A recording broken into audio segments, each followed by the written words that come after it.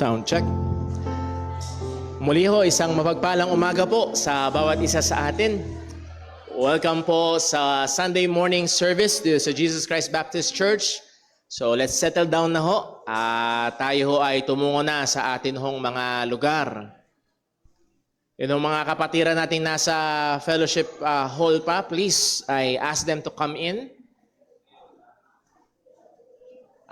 Tayo ho ay maghanda na para sa atin hong pagsamba.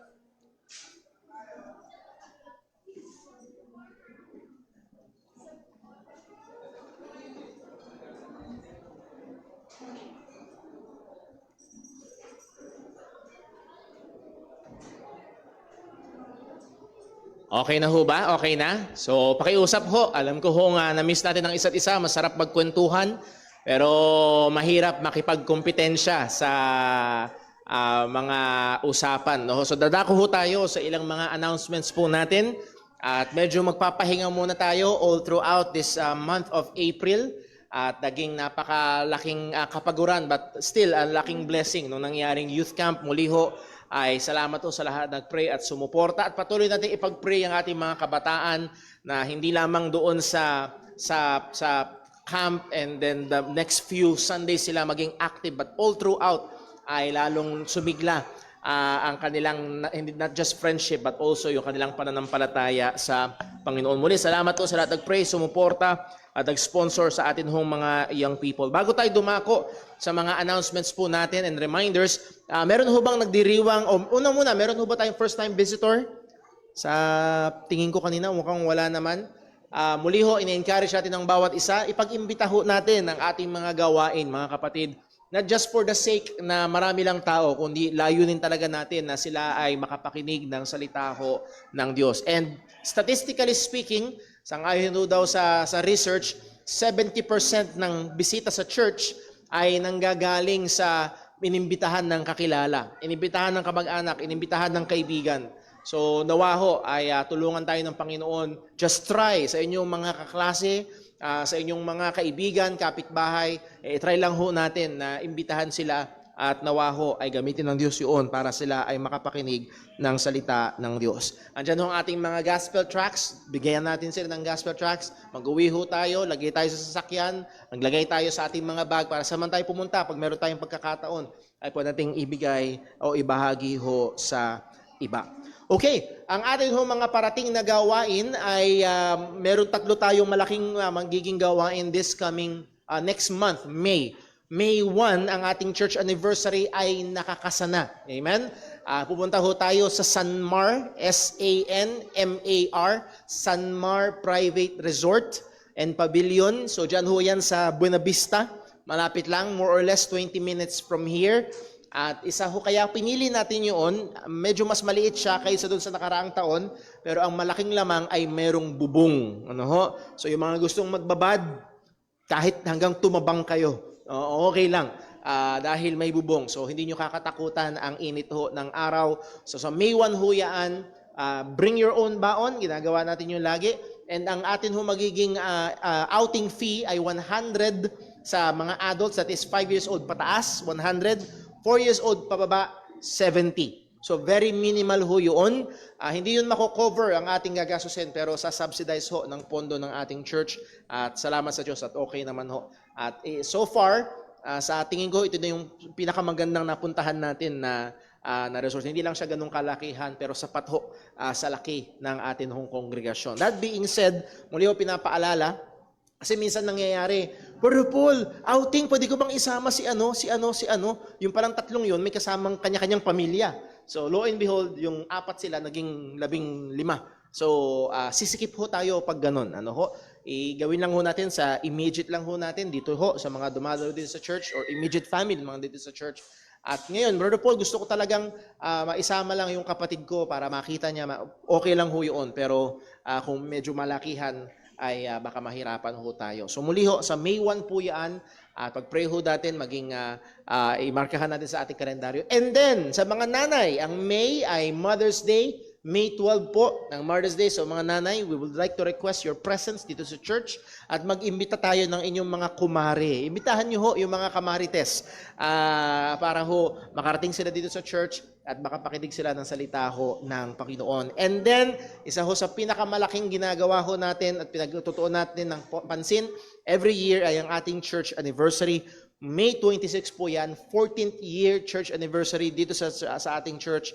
At May 26 po natin gagawin. Ang atin hong tema is United in the Gospel. United in the Gospel. For the last 2 years, laging nakasentro tayo sa Ebanghelyo because we want that to be the identity of this church. Na tayo ay given, committed. Tayo ho ay nangangaral ng Ebanghelyo ng ating Panginoong Hesukristo. Okay, so yun ho ang ating mga announcements and reminders. Liban na lang po. By the way, nag-post ho kahapon si Brother Daryl ng imbitasyon sa mga kalalakihan primarily, kung sino daw hong gusto magpapawis mamayang hapon sa basketball fellowship. Pero kailangan daw hong malaman agad kasi baka mamaya magkita-kita sila, 3 lang sila dun sa court. Mahirap maglaro yung 3. So kailangan daw hong malaman agad kung sino ho yung mga darating para ho ma-set at makapagpa-schedule din ho doon sa court. Mamaya yung hapon pagkatapos ng ating prayer meeting around 5 p.m. or before 5 p.m. ang atin hong basketball fellowship. Okay, yun hong ating mga announcements and reminders. Aliban na lang kung meron ako. Meron ho bang magbe-birthday ngayong linggo? Nakalimutan ko palang sabihin. Meron ba magbe-birthday ngayong linggo? Anniversary ngayong linggo? Wala? Nakaraan, si Sister Marie, belated happy birthday. Nasaan si Sister Marie? Ayun, Sister Marie, belated happy birthday. Sinugod namin ang kanilang tahanan dahil dinalaw din namin si Nanay Pasing. Ano lang yun, dapat maliit na fellowship lang. Tapos, imbitahan mo si ano, imbitahan mo si ano. Tapos dumami kami. Nagkaroon ng short Bible study, devotion, at salamat sa Diyos sa masayang fellowship po na yan. And then, abangan nyo rin, nagpaplano kami na sumugod sa iba pang mga tahanan para makapag-fellowship. At wag ho kayong mag-alala, kami ang may dala ng pagkain pag ganun. Kung sakali man. Okay, so yun ho ang ating mga announcements and reminders. Dumako ho tayo sa ating paghahanda sa pagsamba. Muli ho, mga magulang, please paalalahanan nyo ang inyong mga anak na sila ay mag-behave sa gawain at nawa ho ay patuloy silang masanay sa pag-attend ho sa ating church. Dako tayo sa sandali ng tahimik at personal na pananalangin. Hingin natin ng tulong, gabay at pagsiyasat ng Panginoon sa atin upang mahanda tayo sa pagsamba sa Kanya. Let us pray.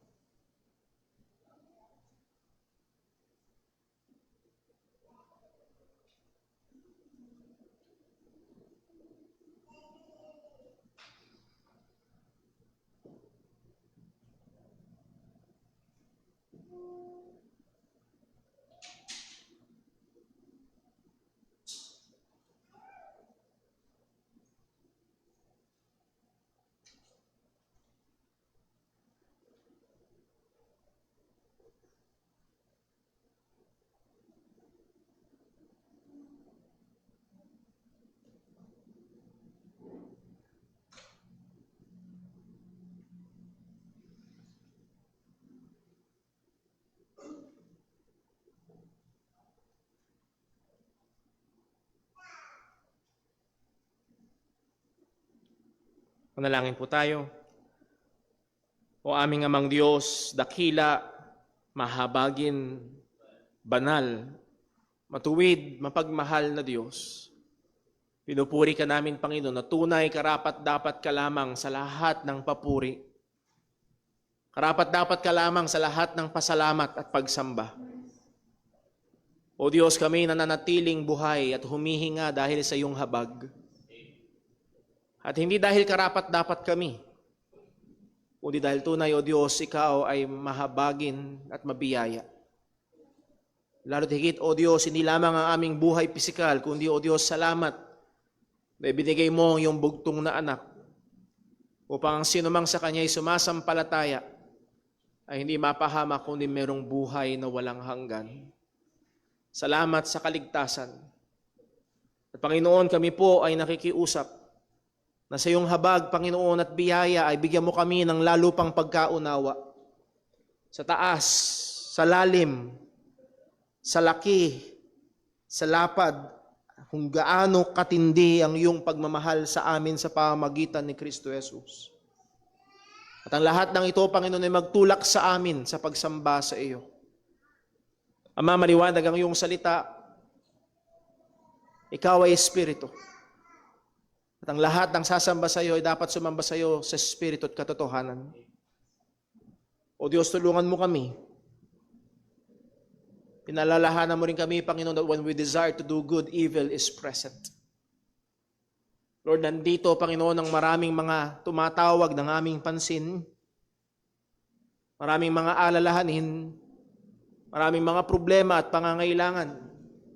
O Diyos, meron kaming mga kapatiran na merong mga karamdaman.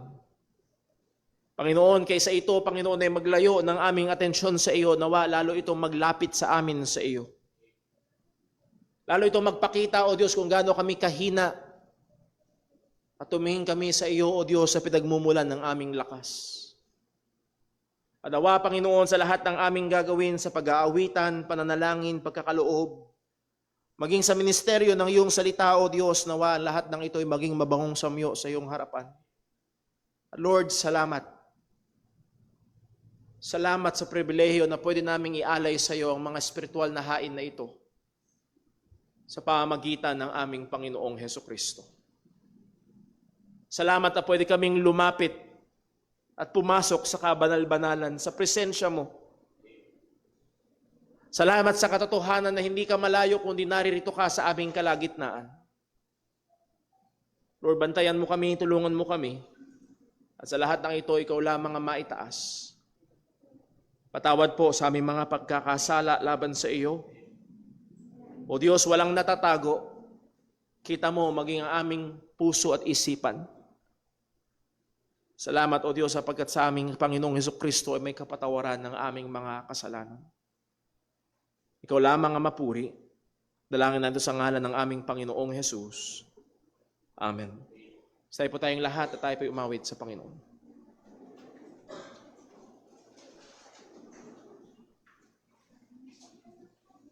Tayo po umawit. Awitin po natin, Christ the Lord is risen today.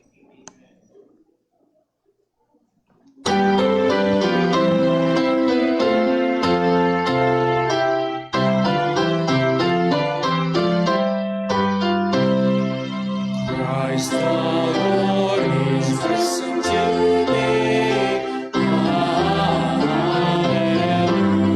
Hallelujah. Sons of men and angels sing. Hallelujah. Praise for joys and triumphs God. Hallelujah. Sing ye and dance and earth in love. Hallelujah. Sovereign Lord, glorious King. Hallelujah. World that is now thy sleep. Hallelujah.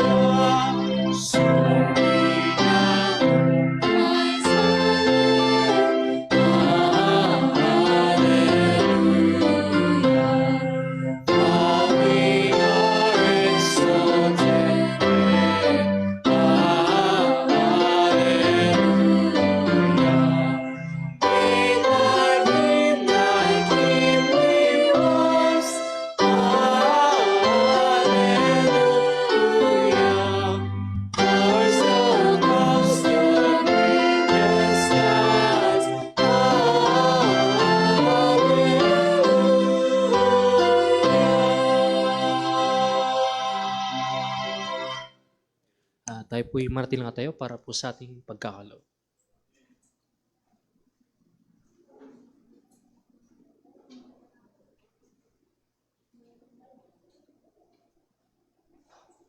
Magandang umaga muli mga kapatid. Para po sa mga talatang basihan sa ating pagkakaloob, ating basahin ang 2 Corinthians chapter 9 verses 6 hanggang 8. Ready, read. At ito ang ibig kong sabihin, ang nagtatanim ng kaunti ay kaunti rin ang aanihin. At ang nagtatanim ng marami ay marami rin ang aanihin. Ang bawat isa ay magbibigay ayon sa ipinasya ng kanyang puso, hindi nanghihinayang o napipilitan lamang sapagkat iniibig ng Diyos ang masayang nagbibigay. Kaya ng Diyos na pagkalooban kayo ng masaganang pagpapala sa lahat ng bagay upang maging masagana kayo sa lahat ng uri ng mabuting gawa habang pinupunan ang lahat ng inyong mga pangangailangan sa tuwina. Tayo po ay manalangin. Aming Ama na nasa langit, kami nagpuri sa iyo, Panginoon, sa kabutihan na ginawa mo sa amin, Panginoon. Salamat din po sa mga biyayang spiritual, lalo na, Panginoon, sa kaligtasan na aming natanggap, Panginoon. Ikaw, Panginoon, ay nagpadala sa iyong anak para kami matubos at mapatawad ng aming mga kasalanan, Panginoon. Nagpapasalamat din po kami, Panginoon, sa mga biyayang pisikal, sa buong linggong pag-iingat, Panginoon, sa kalakasan na iyong binigay, lalo na, Panginoon, sa mga probisyon nga sa buong pamilya, sa biyaya ng ang mga hanap buhay na binigay mo sa amin, Panginoon. At ngayong umaga, Panginoon, samahan mo kami sa aming patuloy na pagsamba sa iyo. Sa pamagitan ng aming pagkakaloob, kami maghandog sa iyo, Panginoon, mga papuri, na sa aming pagbibigay, bigyan mo kami ng tamang puso, may kagalakan at nagpupuri sa iyo, Panginoon. Nawa, Panginoon, ang aming pagbibigay, ang mga salapi na malilikom ngayong umaga ay magagamit, Panginoon, sa iyong kapurihan, lalo na sa pagpahayag pa sa iyong ibanghilyo, Panginoon. Ito po ang aming dalangin sa pamamagitan ng aming Panginoong Jesucristo. Amen.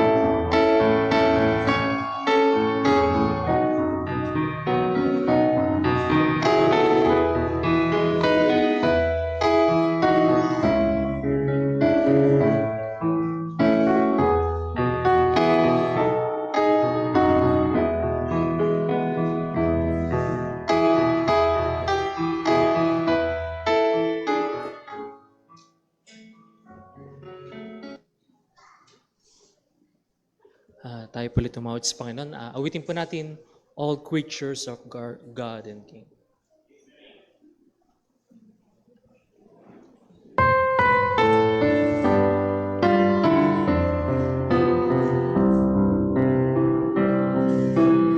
All creatures of our God and King, lift up your voice and lead us sing. Oh, praise Him, Hallelujah. The burning sun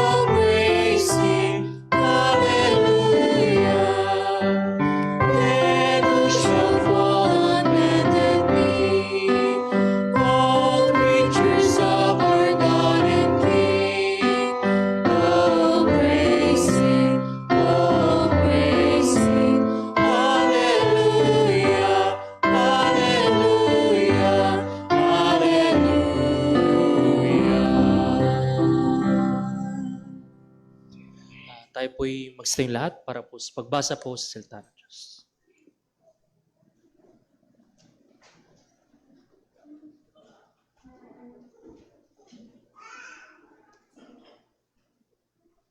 Purihin po ang ating Panginoon. Para po sa pagbasa ng salita ng Diyos, sa atin pong basahin mula sa aklat ng mga taga-Roma, Kapitulo 11, verses 11 to 15. Ready? Read. Kaya't sinasabi ko, natisod ba sila upang tuluyang mabuwal? Huwag nawang mangyari. Sa halip, dahil sa pagsuway nila ay dumating ang kaligtasan sa mga hintil upang ibunsod sa selos ang Israel. Ngayon, kung ang pagsuway nila ay nagdulot ng kayamanan para sa sanlibutan at ang pagkalugi nila ay naging kayamanan para sa mga hintil, gaano pa kaya ang idudulot ng kanilang... Ito naman ang sasabihin ko sa inyo, mga hintil. Dahil ako nga ang apostol para sa mga hintil, ikinararangal ko ang aking ministeryo sa pag-asang maibunsod ko sa selos ang aking mga kalahi at sa gayon ay mailigtas ko ang ilan sa kanila. Sapagkat kung ang kanilang pagkatakwil ay naging daan ng pagbabalik loob ng sanlibutan, hindi ba't ang kanilang pagtanggap ay maitutulad sa muling pagkabuhay mula sa kamatayan? Pagpalain po ng Diyos ang pagbabasa ng kanyang mga salita. Maaari na po tayong magsiupo.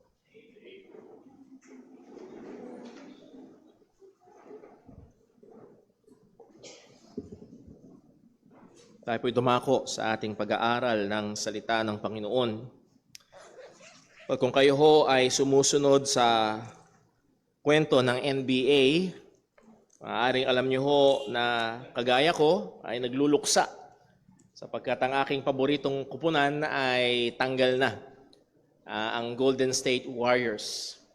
At sangayon ho sa maraming mga nag-oobserba sa team na ito, ang kanilang ang bumabalik ang pangangailangan ng tunay na malalaking mga players. Kung noong 2014 hanggang 2020-21, ang kailangan ay mga 3-pointers, ngayon ay narito na at magbabalik ang pangangailangan ng mga dambuhalang mga players na nagti-3 points pa. At yun ang wala sa disenyo ng Golden State Warriors. At napakahalaga sa isang team na alam ng manlalaro kung ano ang kanyang ginagawa o kailangang gampanan na posisyon. Kung siya ba ang point guard, shooting guard, power forward, at kung ano-ano pang mga posisyon o center. At kapag ang center ang siyang gumanap ng point guard, ay baka magkaroon ng kaguluhan. At napakaganda na gagawin at gaganapin nila yung kanilang katungkulan, kung saan sila nakaposisyon, upang ang layunin ay maabot at mapangyari na sila ay manalo. Well, kaya ko sinabi ho yan, mga kapatid, sapagkat sa ating pag-aaralan ho ngayong umagang ito mula sa Romans chapter 11, makikita ho natin ang ating sumulat, walang iba kundi si Apostol Pablo, sa kabila ng kanyang matindi, marubdob na kagustuhan na ang mga Hudyo ay maligtas. Pero hindi ito problema. Ang katotohanan, si Apostol Pablo ay hindi tinawag para maging apostol sa mga Hudyo. Siya ay tinawag para maging apostol sa mga hentil.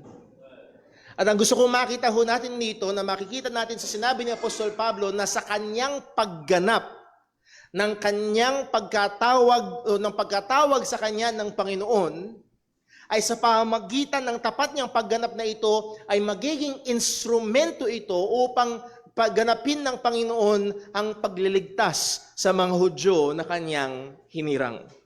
And this is the message na ating pag-aaralan ngayong umaga.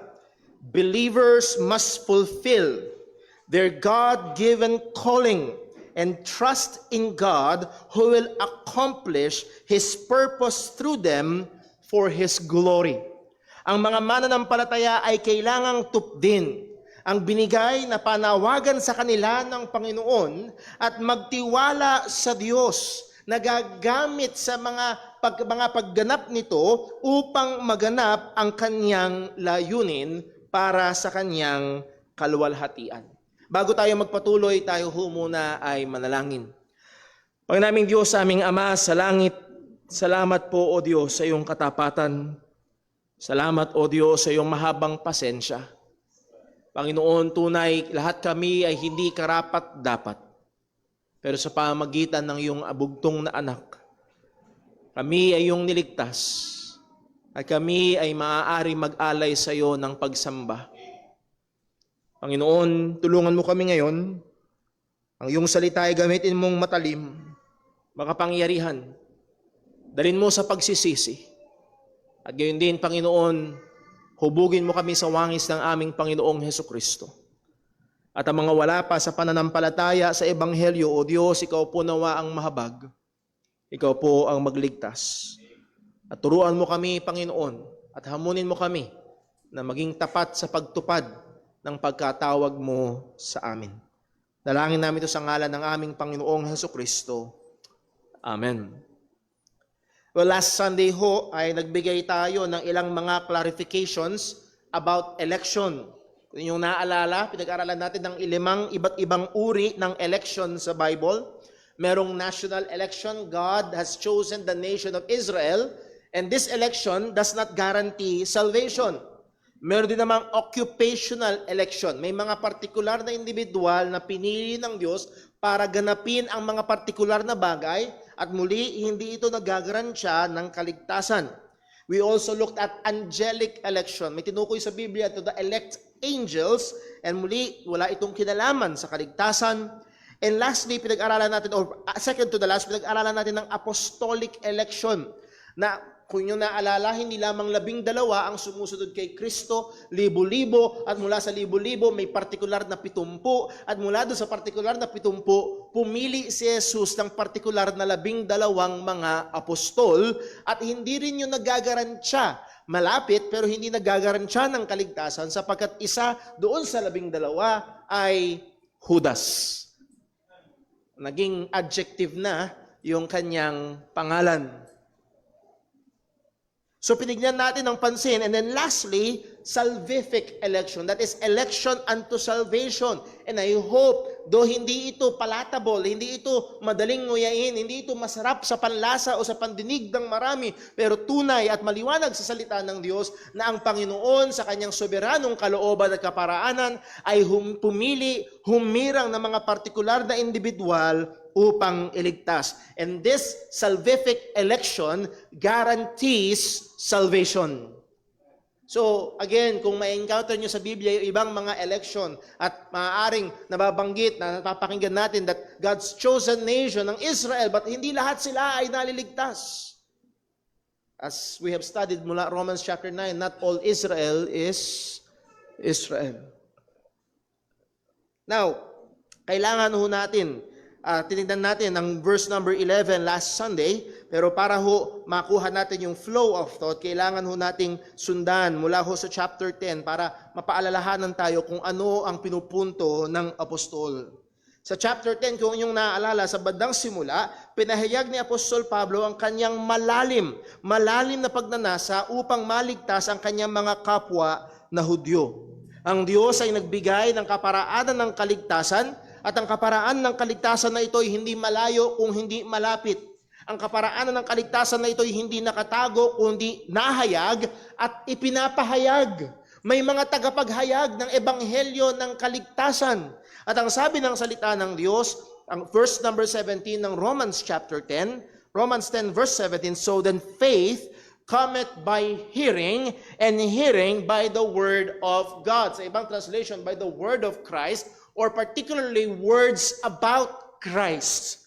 And that is the gospel, ang pangangaral ng ebanghelyo ng ating Panginoong Hesukristo.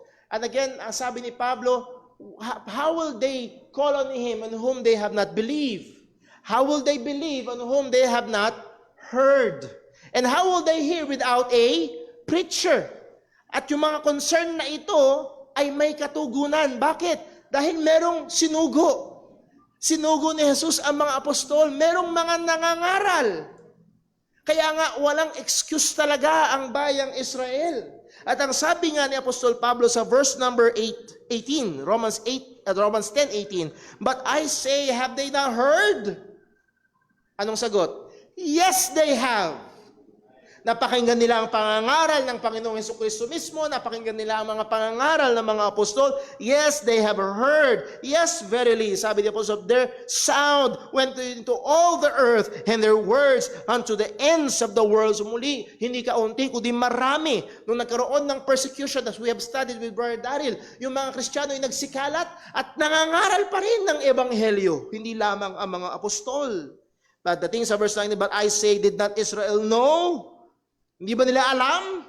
First Moses saith, "I will provoke you to jealousy by them that are no people, and by a foolish nation I will anger you." And as we have studied, ito ay isang propesiya patungkol sa deal at patungkol sa disenyo ng pagdidil ng Panginoon, disenyo ng Panginoon para makapasok at ipasok ang mga hentil sa kaligtasan at gagamitin ng Diyos ang mga hentil upang pagselosin, upang i-provoke, not in an ill manner way, ang mga Hudyo upang sila ay magbalik loob sa Diyos. Pagdating sa verse 20, Romans 10, "But Isaiah is very bold and saith, I was found of them that sought me not. I was made manifest unto them that asked not after me." And ito ay patong-patong na kaso, if you will, sa bayang Israel. Hindi nila pwedeng sabihin na hindi nila napakinggan.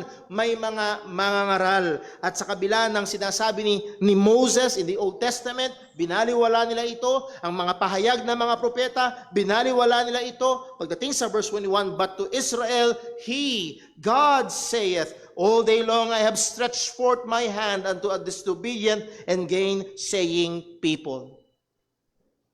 Ang diniinan natin last Sunday ay yung matinding accountability ng bayang Israel. Hindi sila mga inosente.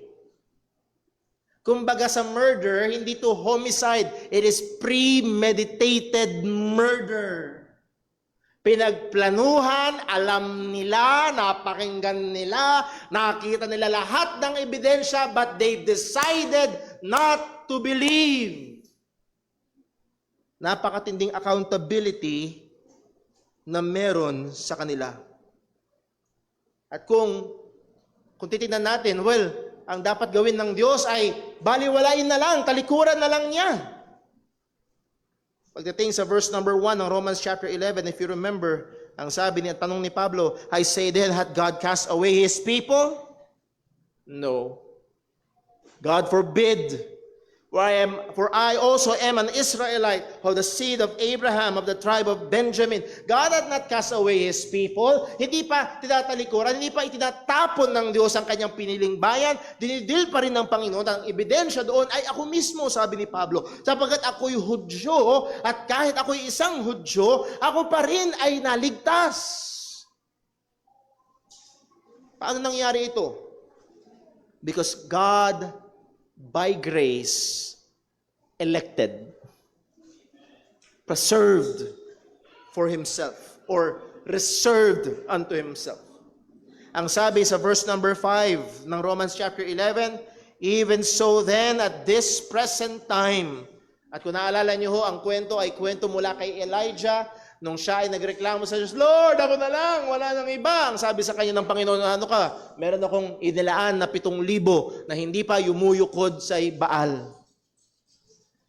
Ang sabi ni Apostol Pablo, gayon din naman, at this present time, particularly about Israel, there is a remnant according to the election of grace.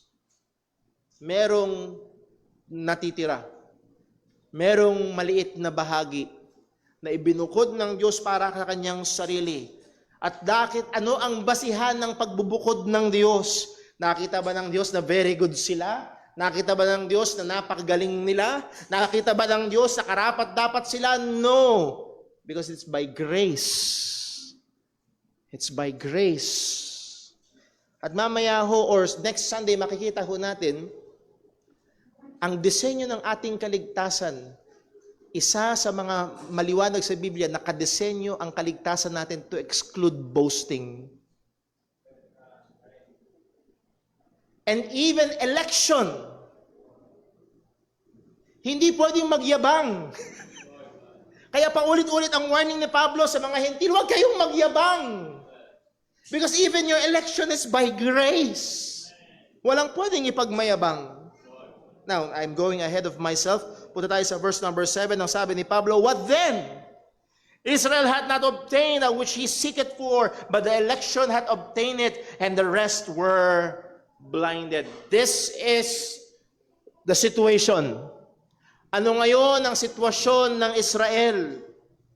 Ang sabi ni Pablo, Israel had not obtained that which he seeketh for. Ano bang hinahanap ng Israel? Buhay na walang hanggan. Pero ang problema, if you remember chapter 10, they tried to establish their own righteousness. Hindi nila na-obtain. Sino ang naka-obtain? Malinaw, but the election hath obtained it. Yung mga inelect, yung mga pinili particularly ng Panginoon. Pero narito ang isang napakatigas na bagay, lalo na para sa isang Hudyo ng nguyain. Anong sabi ni Pablo? And the rest were blinded. Particularly, this is pertaining to the Jewish people. Ang mga Hudyo ay hindi nakatamo ng kaligtasan. Merong ilan na pinili ng Diyos, binukod ng Diyos para sa kanyang sarili. Pero ang iba ay binulag. Hindi sila nabulag, sila ay binulag. Last Sunday, we studied about God's judicial judgment. Ang Diyos mismo ang bumulag sa kanila.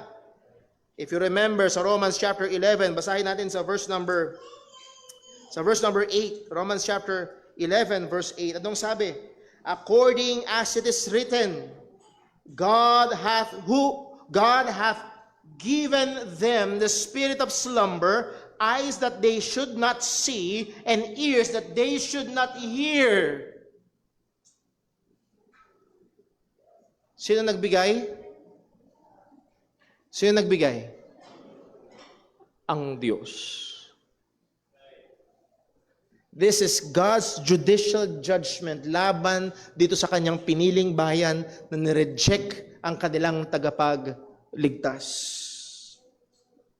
Kaya nga ho ang ating panawagan at paalala sa bawat isang naririto, habang bukas pa ang imbitasyon ng kaligtasan, ang sabi ng salita ng Diyos, habang naririnig mo ang panawagan ng Diyos, huwag kang magmatigas.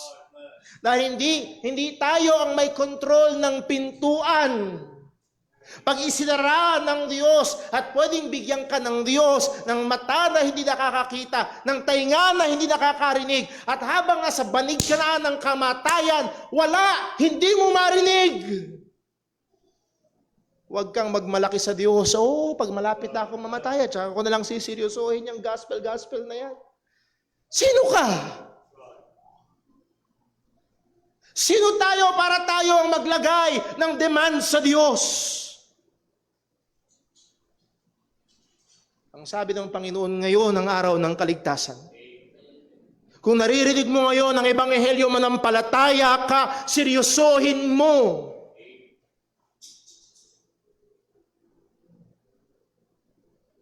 Nireject ng Israel ang kanilang Mesiyas.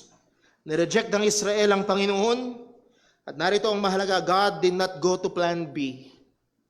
Hindi ang, para hindi masayang, para bang hinihanda mo yung pagkain, tapos ayoko niyan. Para hindi masayang, dito na lang. Hinihanda ng Diyos ang Mesiyas, tinanggihan nila, para hindi masayang, bigyan natin sa mga hentil. No, hindi yun plan B. Kung hindi ang Diyos ay patuloy maging sa gitna na ganitong kalagayan na pinakita na ang Diyos ay patuloy na nanggaganap ang kanyang plano, ang kanyang disenyo, ang kanyang kalooban upang magbigay ng kaligtasan sa mga hentil. Sa verse number 9, tuloy natin ang sabi, Romans chapter 11 verse 8, binasa natin kanina, and according as it is written, God hath given them the spirit of slumber, eyes that they should not see, and ears that they should not hear unto this day. And David saith, let their table be made a snare, and a trap, and a stumbling block, and a recompense unto them. Let their eyes be darkened, that they may not see, and bow down their back always. Mamaya babalikan natin yan. Ang nilalarawan nila ay laging nakahukot sa sobrang bigat ng daladala. Dahil ang sabi ni Jesus, "Come unto me, all that ye labor and are heavy laden, and I will give you rest." But they rejected Christ. They don't have rest. Nananatili ang matinding burden sa kanila. Nagsusumikap silang iligtas ang kanilang mga sarili, pero hindi pa rin nila kayang gawin. At tinunho natin, mula verses 11 hanggang verse 15 ngayong umaga, God's purpose in the salvation of the Gentiles displayed. Ang purpose ng Diyos, ang layunin ng Diyos sa pagliligtas sa mga hintil ay inihayag ni Apostol Pablo. Verse number 11. Tinalakay natin ito last Sunday. I say then, have they stumbled? Again, lubusan na bang nawala ang mga Hudyo sa paningin sa plano ng Diyos? And the answer to that is no. Have they stumbled that they should fall? God forbid. At yung word na fall dyan, that they should ultimately fall. That is, wala na, tapos na ang Diyos sa kanila, wala nang dealing ang Panginoon sa mga Hinti o sa mga Hudyo. That is not the case. Pero ang sabi niya, but rather, through their fall, that is their rejection of the Messiah, salvation is come unto the Gentiles, for to provoke them to jealousy. So dalawang bagay ho ang nangyari sa kanilang pagtanggi sa Mesiyas. Anong sabi? Salvation is come unto the Gentiles. Kagaya na pag-aralan natin last Sunday, ang mga Hintil, Gentile salvation is not plan B. Ito ay bahagi ng plano ng Panginoon nung pasimula pa lamang. Ito'y bahagi na ng plano ng Diyos nung pagkatawag pa lang niya kay Abraham. Nung sinabi ng Diyos kay Abraham, "In thee, that is in thy seed, shall all the nations of the world be blessed." Ang sabi sa Galatians chapter 3 verse 8, and the scripture, what? Foreseeing that God would justify who? The heathen, the Gentiles, through faith, preached before the gospel unto Abraham, saying, "In thee shall all nations be blessed." So kahit noon pa man din, in the Abrahamic covenant, nandun na ang plano ng Diyos ng pagliligtas sa mga Hintil. So nothing is accident. Hindi nagulat ang Diyos. Hindi nagpanik ang Diyos sa langit. Nako, tinanggihan, paano na to? Sige, dito na lang. Kundi maging sa kabila ng grabing kasalanan ng tao, makikita natin ang matinding kapangyarihan at pagiging soberano ng Diyos na nangyayari pa rin ang kanyang kalooban. At isa pang layunin ng Diyos sa kaligtasan ng mga Hintil ay ito, to provoke them, particularly the Jews, to jealousy. Para itulak sila sa pagseselos. Muli, hindi ito selos. Minsan pag narinig natin yung salitang selos ay negatibo ang ating naririnig. Kundi ang punto nito, para sila, itong piniling bayan ng Panginoon na dapat sila nasa loob ng kaharian, sila ang nasa labas. Dapat itong piniling bayan ng Panginoon ang may kapahingahan, pero wala silang kapahingahan. Na ang layunin ng Diyos ay makita ng mga Hudyo ang mga Hintil na sila ang nakakain. If you remember the parable of the wedding feast, naghanda ng kasalan yung hari para sa kanyang anak. At ang sabi niya, kahanda na ang kasalan. Tawagin ang mga inanyayahan. Pero nagdahilan sila, may binilay kong lupa, may binilay kong baka, bagong kasal ako. At kung ano pang dahilan nila, yung mga inanyayahan, originally, binaliwala. Anong sabi ng Panginoon sa kanyang mga alipit, pumunta kayo sa mga gilid-gilid, pumunta kayo kung saan mga lugar, imbitahan nyo. Sino nag-enjoy doon sa inihanda ng hari? Sino ang nakapasok doon sa handaan? Itong mga Hintil. At ang layunin nito ay yung mga magbunsod sila, magtulak nito para yung mga Hudyo ay mainggit sila. Bakit? Pambira sila yung nakikinabang. Sila yung nag-enjoy yung pangako ng Diyos na ibibigay ang banal na Espiritu na matagal nating hinihintay dahil sa kanila naandun. Provoke them to jealousy. Muli, narito ang napakagandang bagay. Ang tila baga pagkatalo ng Diyos sa pagtanggi ng mga Hudyo, yung tila baga failure sa plano ng Diyos ay lalo pang nagdulot ng dakilang resulta. Nakarating ang kaligtasan sa mga hintil. O hindi ba ito dapat magtulak sa atin na purihin ang matinding karunungan ng Diyos? Sinong makapagpaplano ng kagaya nito? Na maluluwalhati pa rin ang kanyang katwiran, maluluwalhati ang kanyang kabanalan. Verse number 12, Romans chapter 11. Now, ang sabi ni Pablo, so yes, hindi pa sila totally fallen or finally fallen. May dealing pa rin ng Diyos sa kanila, particularly sa mga hinirang ng Diyos. Pero by and large, generally, ang karamihan ng mga Hudyo, they have fallen. And God had exercised judicial judgment over them. Eh, ang sabi ni Pablo sa verse 12, now if the fall of them, at yung them dyan ay mga Hudyo, be the riches of the world.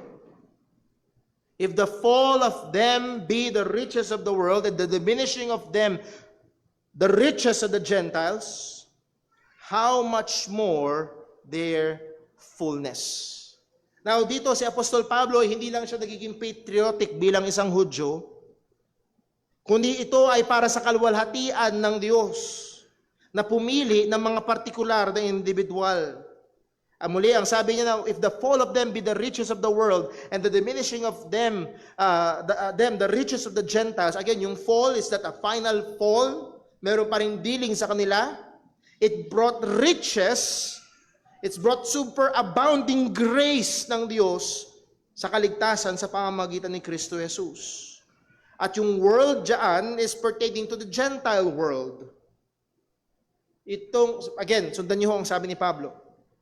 Yung kanilang pagbagsak ay naging kayamanan ng sanlibutan. Ang implication ho dyan ay ang sanlibutan ay hindi mayaman. Mahirap. Ganong kahirap? Ang sabi ni Pablo sa Ephesians chapter 2 verse 12, that at that time, ye were without Christ. Ano daw ang kalagayan natin?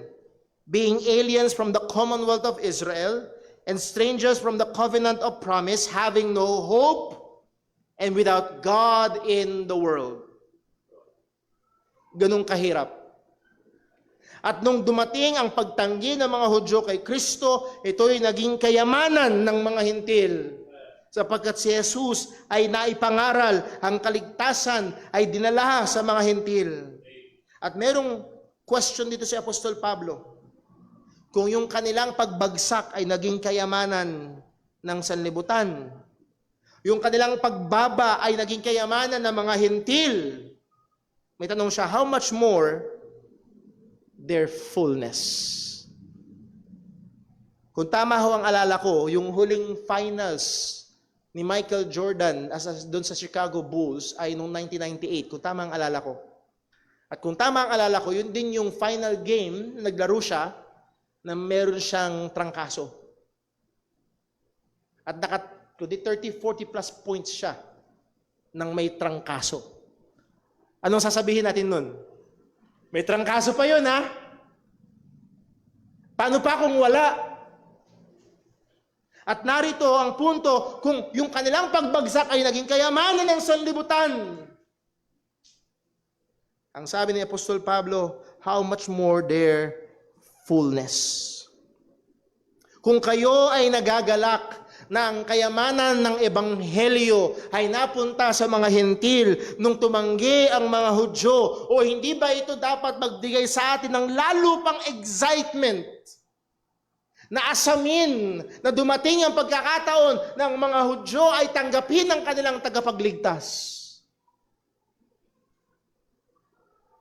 Ito rin ang sinusubukan. This is also Paul trying to minister to the Gentiles. Ang sabi niya, Paul knows too well the danger of wrong application of God's electing grace. Pwedeng maging mayabang. As we have said kanina, ang biyaya ng Diyos o ang paghirang ng Diyos is pamamagitan ng biyaya at ang biyaya ng Diyos ay nag-exclude ng kayabangan. Kaya nga ang sabi niya sa verse number 13, Romans 11, "For I speak to you Gentiles in so much as I am also the apostle of the Gentiles, and I magnify mine office." Ang kalooban at panawagan ng Diyos sa kanya ay malinaw. Ang kalooban at panawagan ng Diyos kay Apostol Pablo ay maging apostol sa mga hentil. Now, maliit na paalala lang. Hindi ho ibig sabihin yan, ang pakikinggan lang ng mga hentil ay si Pablo. Okay? Ang ibig sabihin lang ho yan, kung meron siyang pangunahing misyon, ang pangunahing misyon niya ay ang mga hentil. Pero hindi magkaiba, dahil maniwala ho kayo, may mga ilang mga Baptist churches, mga ilan dyan, na nagtuturo na iba daw ang ebanghelyo ni Pedro at iba daw ang ebanghelyo ni Pablo. Iba daw ang kaligtasan sa mga Hudyo at iba daw ang kaligtasan sa mga hentil. Kaya daw pakinggan niyo daw si James daw faith plus works. Yun daw yung gospel sa mga Hudyo. And then ang gospel daw sa mga hentil na dala ni Pablo is by grace alone without works. That is wrong. Hindi magkaiba ng daan ang tinuturo si Pablo at si Pedro. Pero magkaiba sila ng partikular na inutos sa kanila ng Diyos sa partikular na kanilang pangunahing pupuntahan at papangaralan. Ang panawagan ng Diyos kay Pablo ay maging apostol sa mga hentil. At ang sabi niya diyan ay magnify mine office. Sa Acts chapter 9, nakita ho natin yung panawagan, o makikita natin yung paano tinawag ng Diyos si Apostol Pablo dun sa road sa Emmaus. Sa road sa Damascus. Nakita na si Pablo, ang plano niya ay persecute ang mga mananampalataya, and God stopped him dead in his tracks. At tinawag siya ng Diyos, niligtas siya ng Panginoon. At ang sabi ng Diyos kay Pablo, verse 15, "But the Lord said unto him, Go thy way, for he is a chosen." Actually, ang pangalan nitong itutusan ng Diyos na si Ananias, itutusan ng Diyos para pupunta kay Pablo, para padalangin si Pablo, para makakita ulit si Pablo.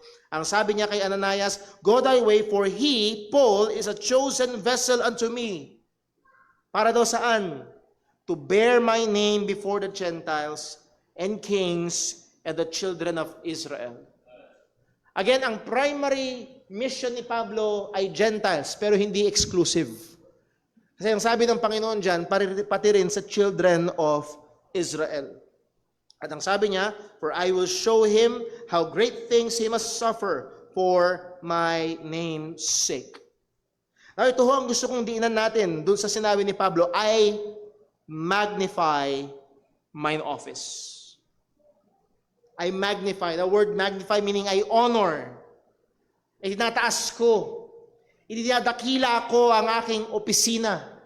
Yung kung saan ako tinawag ng Panginoon. Mga kapatid, magkaiba to kaysa dun sa dinadakila ko yung sarili ko. May mga pastor, dinadakila yung sarili nila. Ang sabi ni Pablo, I magnify, not myself, that the office. Itong office ay yung gawain na kung saan tinawag siya ng Panginoon na maging apostol sa mga hentil. Sang-ayon sa plano ng Diyos. Kailangan ko mag-backtrack. Verse 14. "If by any means," so muli sabi ni Pablo, "I magnify mine office, I fulfill my office faithfully, I engage with my office,"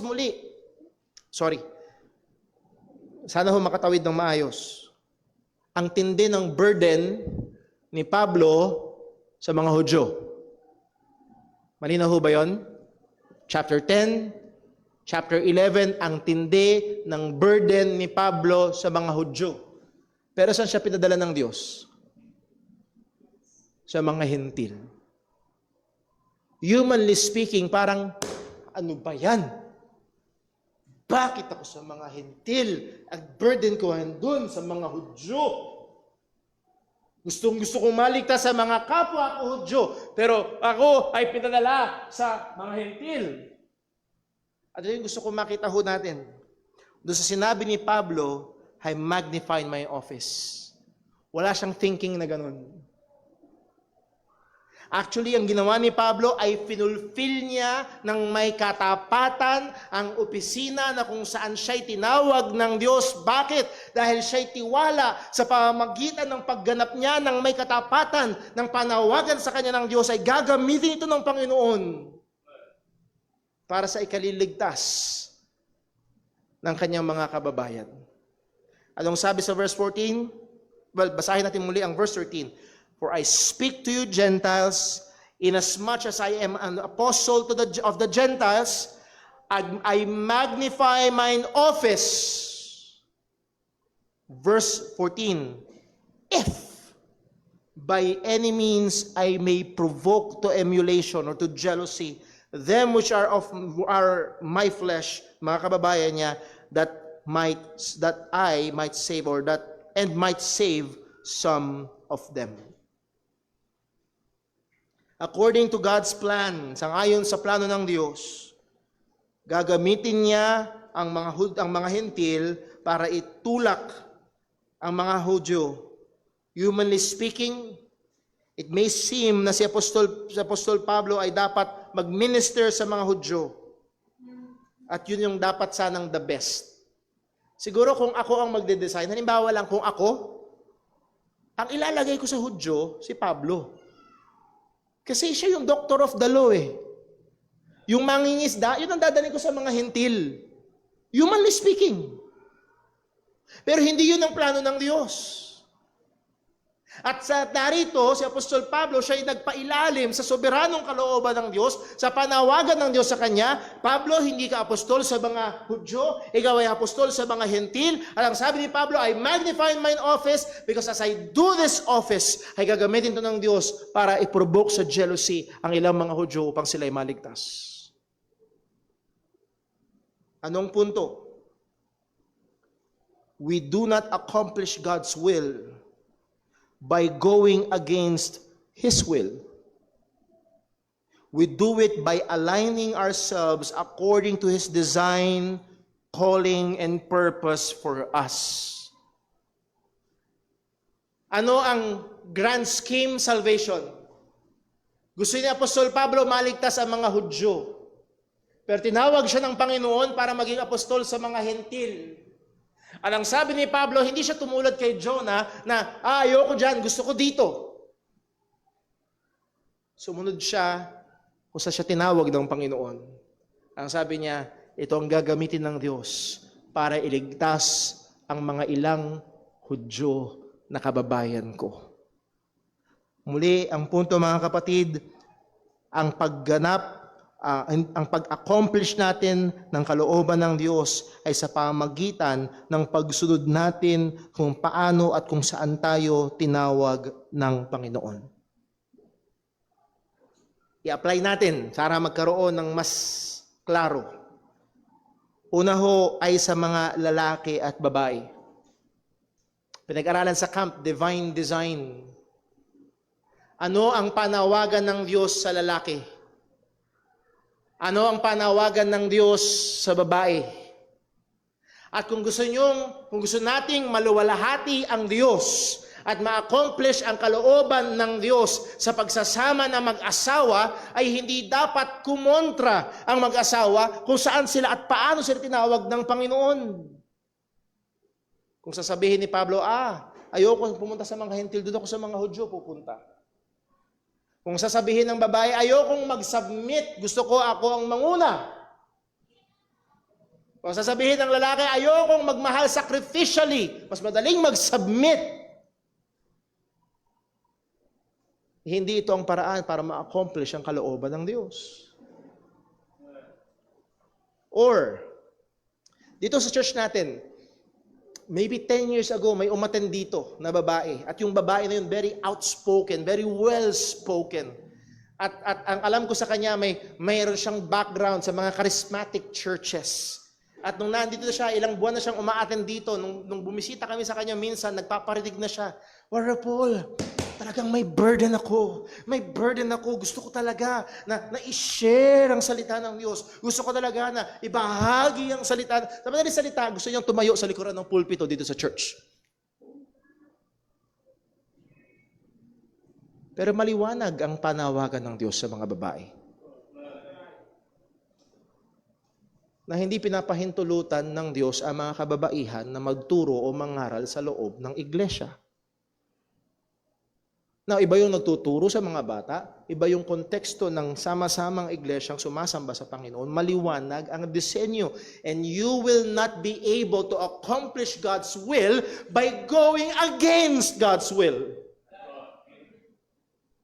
Nagtiwala si Pablo sa panawagan sa kanya ng Panginoon. Siya'y tinawag sa mga hentil sa kabila ng napakatinding kabigatan niya sa mga Hudyo. At siya'y nagtapat sa Panginoon para sa gawin ng kanyang pagkatawag sa kanya. Ito'y ginamit ng Diyos to provoke the Jews to jealousy. Sa church, kailangan natin magtiwala sa pangangaral ng salita ng Diyos. Hindi sa entertainment. Ang kaparaanan ng Diyos para i-build up ang kanyang church ay ang salita ng Diyos. Hindi kasiyahang mga aktibidad. Wala tayong against activities, pero hindi yun ang ating pangunahing layunin. I magnify my office, sabi ni Pablo.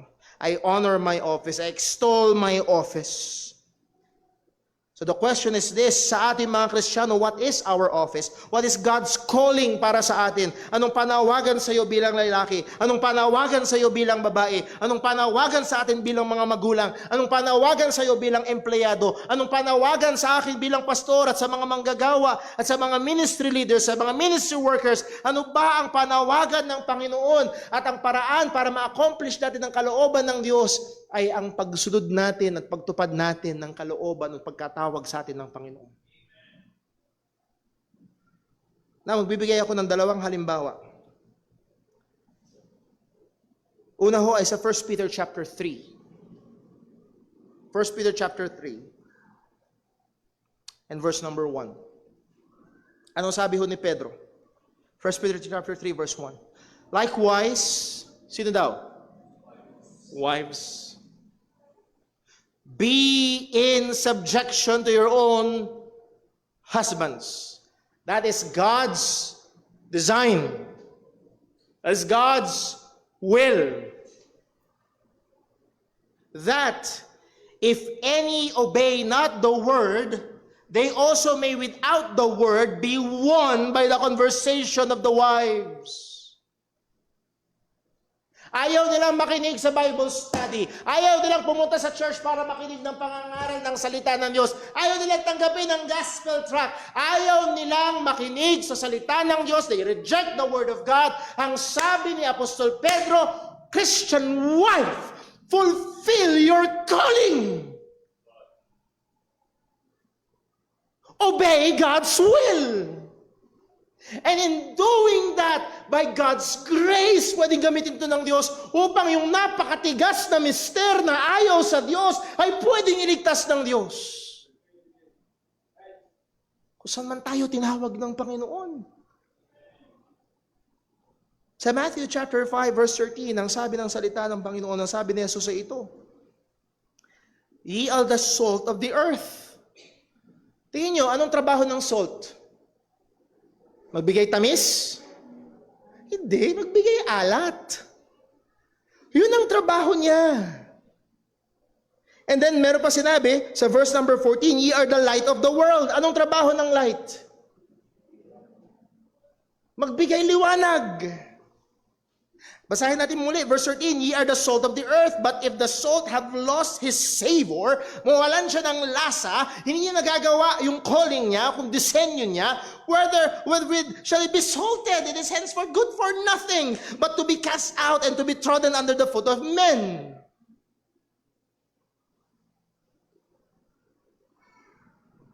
Ang lalaki, anong disenyo? Magpakalalaki.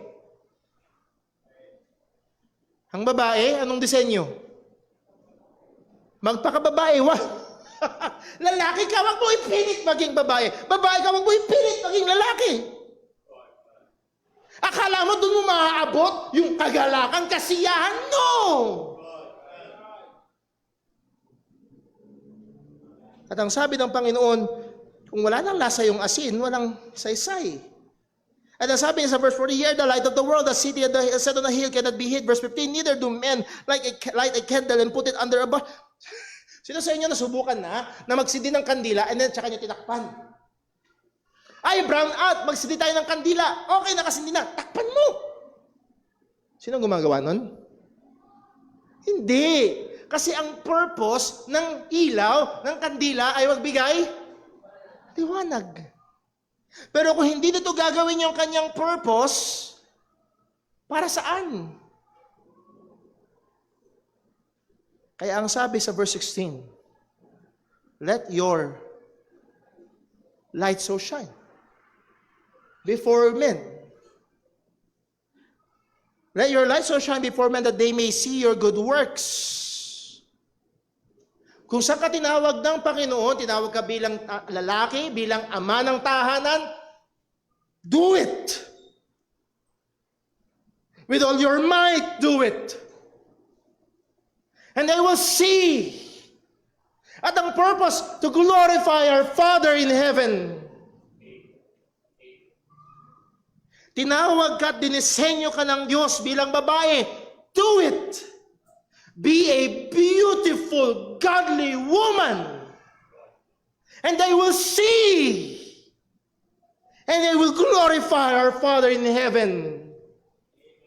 Tinawag ka ng Diyos sa parte ng buhay mo ngayon, ikaw ay empleyado, ikaw ay estudyante, do it!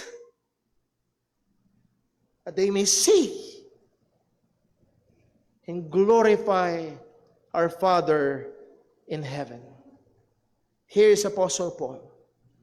He magnified his office. At yun ang magiging gamit ng Diyos para itulak sa pagseselos ang ilang mga Hudyo upang sila ay manampalataya sa ating Panginoong Hesukristo. O mga kapatid, sana, at isang bagay na gusto kong makita ho natin dito in this, minsan pag pinag-uusapan ng election, harang napakataas, napakalaki, napakahiwaga. Pero gusto ko makita ho natin dito, meron tayong gaganaping katungkulan. Merong mga instrumento ang Diyos para mangyari ang kanyang mga planuhin at ang kanyang disenyo. At ang katungkulan natin bilang mga mananampalataya ay din ang panawagan sa atin ng Diyos ng may katapatan. At sa biyaya ng Panginoon, gagamitin niya ito para dalhin ng iba sa pananampalataya sa Ebanghelyo ni Kristo. Let's magnify our office. Saan tayo tinawag ng Diyos? Anong gawain ang iniatang sa atin ng Panginoon? At tayo ay maging maliwanag na ilaw at maalat na asin. Saan man niya tayo tinawag? Let's pray. Panginaming Diyos, aming Ama sa langit, salamat po sa iyong salita na patuloy na paalala. At minsan, O Diyos, napakadali naming malunod sa dakila at hiwaga at tindi ng katotohanan ng iyong paghirang. Pero salamat sa halimbawa ni Apostol Pablo. Lord, maliwanag ang iyong layunin that you will use the Gentiles para i-provoke sa jealousy ang mga Hudyo. Narito si Apostol Pablo na nagtapat sa kanyang panawagan mula sa iyo para ma-accomplish ang kalooban mo. O Panginoon, tulungan mo kami na sa mga maaaring sa mata namin, mga normal at ordinaryong lugar na kung saan mo kami tinawag, ay maging tapat kami, maging seryoso kami, maging masikap kaming gawin ang kalooban mo saan mo man kami nilagay, at upang maging instrumento kami upang dalhin ng iba sa pananampalataya kay Kristo. Patawad, O Diyos, sa aming mga pagkukulang. Patawad, O Diyos, sa aming mga kapabayaan. At nawa, O Diyos, patuloy mo kaming ingatan, turuan, baguhin, sang-ayon sa iyong katotohanan. Salamat po. Dalangin namin ito sa ngalan ng aming Panginoong Hesukristo. Amen. Stay po tayong lahat at tayo po umawit ng ating pangwakas na awit.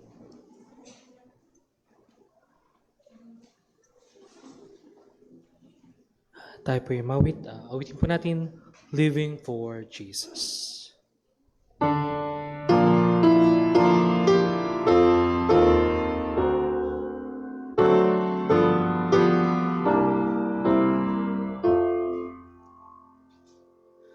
Living for Jesus, a life that is true, striving to please Him in all that I do, yielding allegiance, let hearts set and free.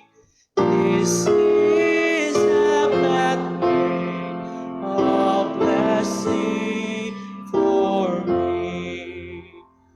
Oh Jesus, Lord and Savior, I give myself to Thee.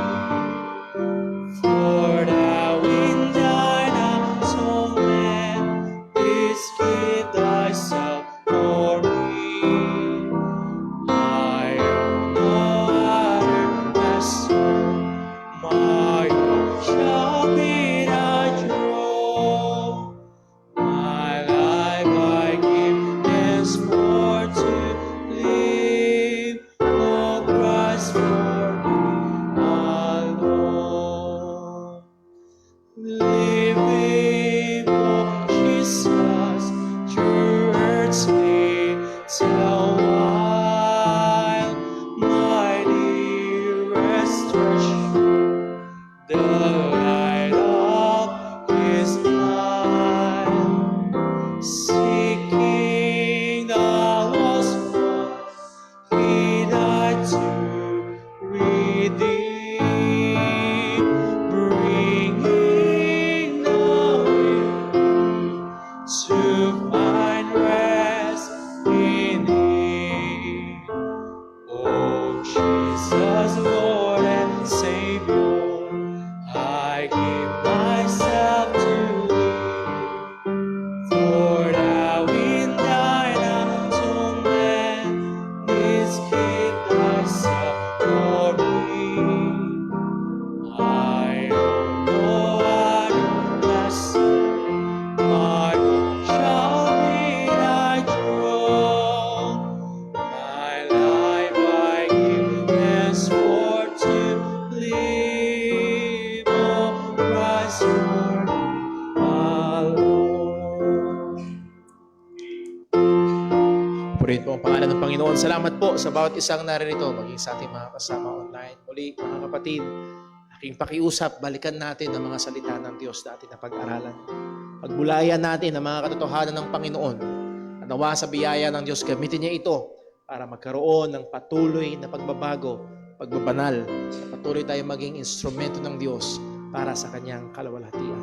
Sa ating paghiwa-hiwalay, nawa ang pagmamahal ng ating Ama, ang biyaya ng ating Panginoong Hesukristo, at ang kapangyarihan ng Banal na Espiritu ay sumabawat isa sa atin. Patuloy tayong maging maliwanag na ilaw at maalat na asin sa man tayo tinawag ng Panginoon. God bless po. Magandang tanghali. At muli ho, kung merong desire na sumunod sa tubig ng bautismo, kung sa ating pag-usapan ho yun, pwede ho lumapit sa akin. Meron tayong mga gospel tracts ho dyan. Please get some at bigay bahagi ho natin sa iba. Dito tayo tatapos. Magandang tanghali po. We're now dismissed. 2:00 ho ang ating gawain mamayang hapon. Basketball Fellowship, Brother Daryl, may update ba?